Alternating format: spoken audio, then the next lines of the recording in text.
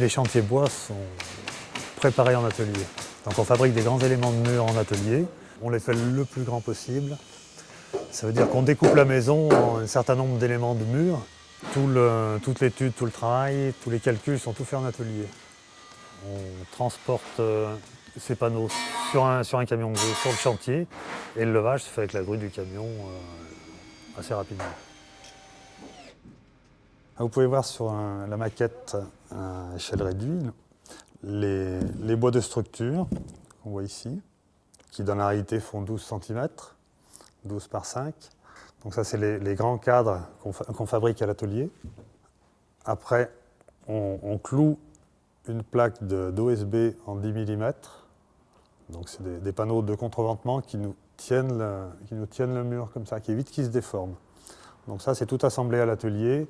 Ensuite on met un film pare-pluie, c'est du film de polyéthylène, qui empêche la pluie, si elle passe à travers le bardage, d'aller mouiller le mur. Parallèlement à ça, ce film pare-pluie est respirant, c'est-à-dire que l'humidité qui peut être à l'intérieur du mur peut sortir. Des lithos qui tiennent le pare-pluie et qui servent à la fois de support pour fixer le bardage.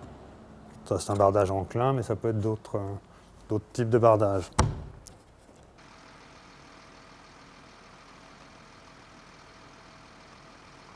Le montage se fait comme un mécano, on suit vraiment le plan, le panneau 1, le panneau 2, le panneau 3, etc.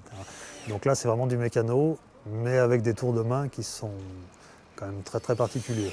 Celle-ci est montée en 3 semaines pour être hors d'eau, une semaine de plus pour avoir les fenêtres et l'isolation.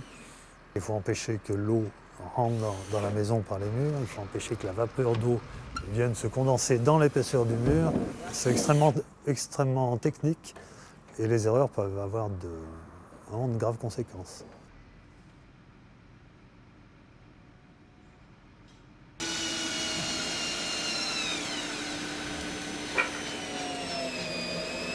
Donc on croit que c'est un mécano, que c'est très facile, mais il y a des pièges vraiment tout le long du chantier, donc il faut vraiment avoir affaire à une main-d'œuvre bien spécialisée.